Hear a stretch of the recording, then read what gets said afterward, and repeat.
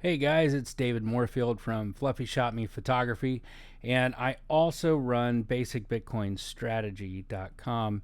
Now, today I thought I would post a video about Bitcoin. It seems that lately it's in vogue to talk about Bitcoin in the news, so I figured I would kind of post an update. Um, 5 years ago, 4.5 years ago, I posted a video about Bitcoin, and I was talking about the security of it compared to credit cards and how Bitcoin is used. And at the time, Bitcoin was trading for about $16,000. Today, it's at 38,000. Is it volatile? Yes. But if you look at the trend over time, the value is going up, whereas the value of the US dollar continues to go down. And if you don't believe me, go buy gas, go buy bread, go buy groceries. I mean, it just is what it is. Inflation is getting a little out of hand. Now, one of the real reasons behind this inflation is we're just printing a crap ton of money. So we add more to the money supply and it devalues the currency. That's the way it works. Now, the cool thing about Bitcoin is Bitcoin has a fixed supply. So there will not be any new Bitcoin created. There's 21 million, that's all there ever is. And once it's all mined and in circulation, that's probably where it's going to jump. So, for what it's worth, here's a look back. And man, I have so much more gray now. Um, the last 5 years have not been kind. All right, so I'm gonna play just a little bit of this, and let's see if anything I've said is has come to fruition or has changed, or is it still true? I don't know. All right, you got that. But what's the cost of those transactions? You know, there's a transaction fee that retailers are assuming, and they vary, but 2%, 3%, depending on which card and what volume these companies do. But that's still a cost of doing business, right? So that's usually what people associate the cost of using credit cards. But if you ask Home Depot, Target, Sears, Chipotle, Brooks Brothers, Kmart, Equifax, Sonic, Hyatt Hotels, Uber, JCPenney's, 7-Eleven, JetBlue, Dow Jones, you keep going, all the companies that have had data breaches that compromised their customers' credit cards, right? Well, it's cost them a lot of money. And other companies are having to spend a lot of money to protect that data in the hopes it doesn't get breached. So when you look at the cost of taking credit cards, it's more than just a transaction fee, right? But what's the difference between cryptocurrency and credit cards when it comes to security? Well, the easiest way I can demonstrate that is putting my wallet address out there for my Bitcoin wallet, right? So basically that's my account number. You can look at it, but you can't do anything with it because you don't have my private key. I have my private key. I'm the only person that can make any transactions because I have this private key. So I would say there's a certain level of security that comes with cryptocurrencies that you're not going to get with credit cards. And if you don't believe me and you think that's, a bunch of crap, that's fine. Put your money where your mouth is. Put your credit card number and information in the comments below. And in 24 hours, we'll see which one of us is still whole. I'm just kidding. Don't do that. But you understand where I'm coming from, hopefully. So next, you look at the speed at which banks move money around the world. I don't know if you've ever wired money across the world, but it can be a real pain. So if I don't schedule it by a certain time in the morning, it isn't going to go out till the following day. And then once it's received over there, usually the next business day when they're open, then there's going to be a verification process, and they may choose to hold those funds for a certain amount of time until. All right, and I go on to talk about the speed of cryptocurrency transactions, which I'm sure if you're into cryptocurrency or you know anything about cryptocurrency, you'll know that there's been several updates, Taproot, Lightning Network, things like that, to where, let's say, Bitcoin transactions, it's it's extremely quick. I mean, I don't know, less than a minute, and I've got a couple confirmations using Lightning. It's really fast. So, um, you know, have the bank wires gotten faster? Absolutely not. Matter of fact, they've added more controls, and it's just slow, slow, slow, slow. So, with the velocity of business increasing, with the ability to, let's say, we can have a conference call right now and have 30 people on a conference call around the world. We couldn't do that 40 years ago, right? So things happen a whole lot faster now. And basically, the banks are kind of just dinosaurs at this point. So, this recent executive order from President Biden is talking about getting agencies kind of their eyes onto cryptocurrency and to look at the pros and cons and potentially look at a digital dollar. It's going to happen, but if there's a digital dollar and they treat it like the US dollar and they just continue to print more and more and more of it, it'll just be less valuable over time. So inflation will continue, your money will continue to devalue. And this is why a lot of people like myself are, hedging some into Bitcoin, because not only does it hold value, it's increasing in value.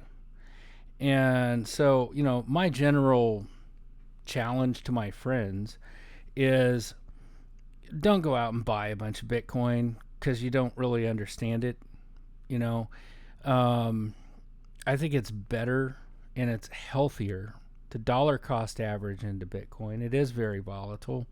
You can buy today at 38,000, it'll be 45,000 tomorrow and 36,000 by Monday. You just never know. So my thing is just buy $30 a week and just stack it over time.